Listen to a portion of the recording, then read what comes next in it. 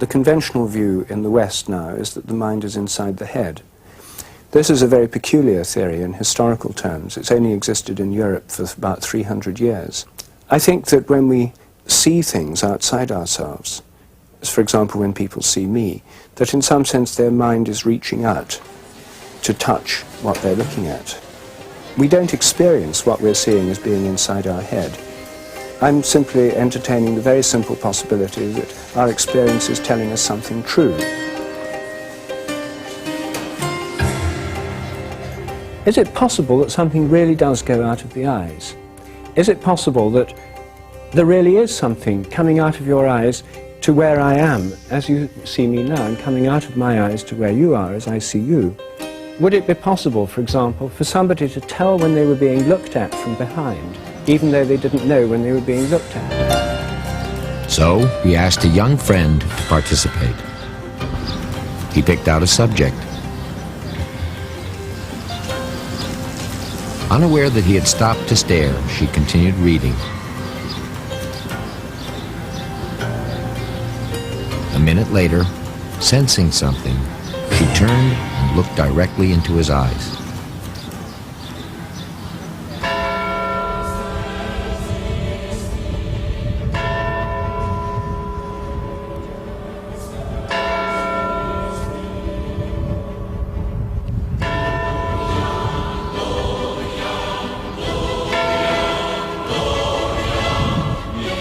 I think that amateurs and students can be more innovative than professionals because they've got nothing to lose. They can do things without fear.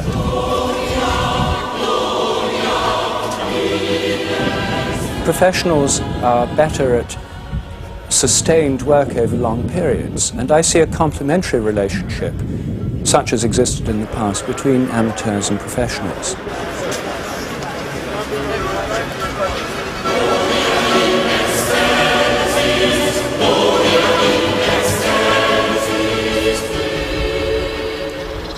In search of recruits, Sheldrake found some of the students involved in staring experiments of their own, for different reasons.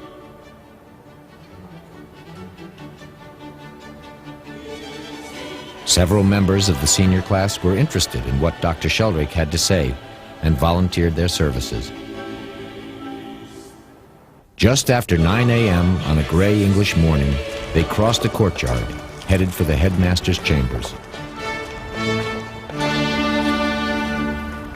Consider what happens when you see me sitting here. The official theory is that light goes from me through the electromagnetic field, through your lens, inverted image on the retina, electrical and chemical changes in retinal cells, impulses up the optic nerve, and a complex electrochemical pattern of activity in the brain, particularly the optical cortex.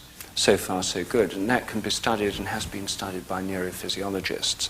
The next bit's much more mysterious. You form a subjective image of me as a result of these changes in your brain. That's totally unexplained by anybody. And then, more mysterious still, although never considered or discussed, is the fact that your experience of me, which is supposed to be inside your head, is probably experienced by you not as inside your head, but as being where I'm actually sitting. In other words, your image of me is a mental image. It's produced by your mind. It's in your mind. But I imagine that you experience that image of me as being located right here, not inside your head.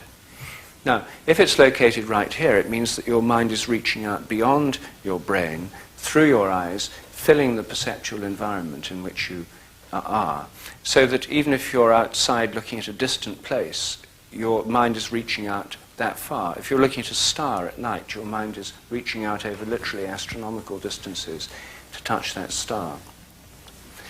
Now, if I'm not just playing with words, it should be possible to detect the influence of the eyes upon something. If we touch things with our mind when we look at them, if our minds reach out in some sense to touch them, then we might affect what we're looking at just by looking at it.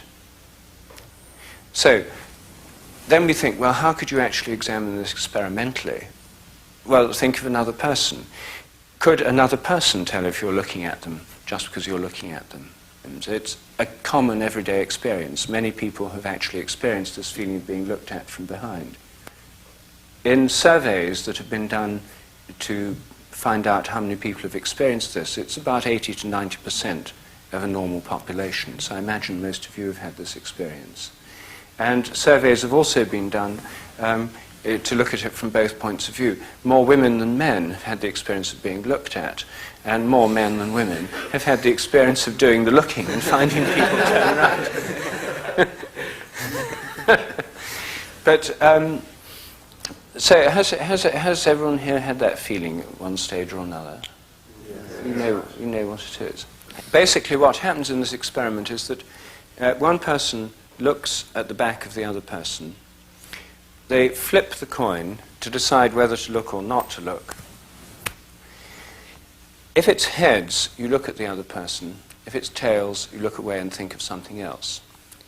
And to indicate to the other person when the trial begins, you make a sound. This mechanical device gives a standard click. This comes from a coat hanger in one of the department stores. And it's effectively free if you buy enough coats. So now I'm going to do the click, and now I'm gazing at the back of your neck. Yes, so that's right. And I then say right, and I score it. Well, I'll get out of the way now, and I won't be watching.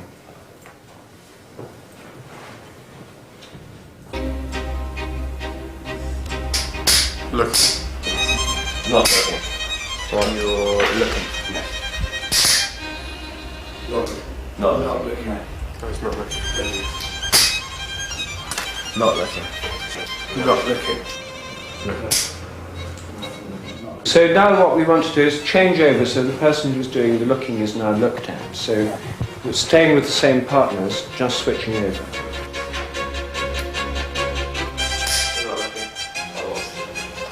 Looking. Not looking. You're looking. Not looking.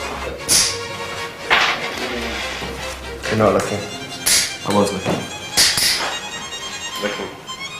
Not looking. No, yeah, I'm looking. I wasn't.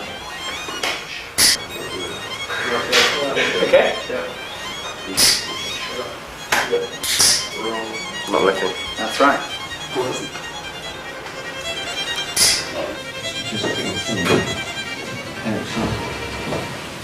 Well, this looks interesting. May we take part? Yes. The philosophy class next door wondered what the commotion was and was invited in to participate in a group stare.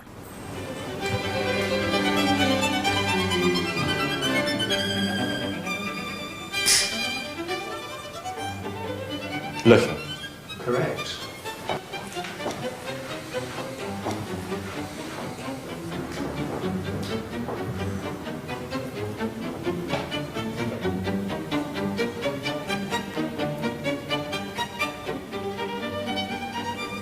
Not looking. Correct.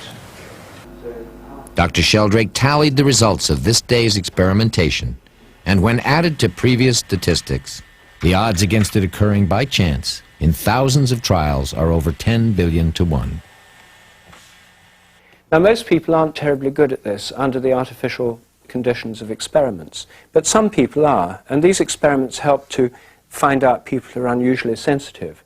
I'm told even in standard British commando training, they tell people if they're going to attack somebody from behind and they're creeping up not to look at them, because they're more likely to pick up that they're being approached if they do.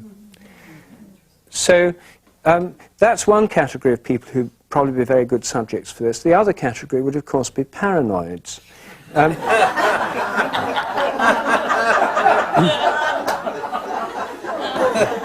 But, of course, they'd be very hard to work with.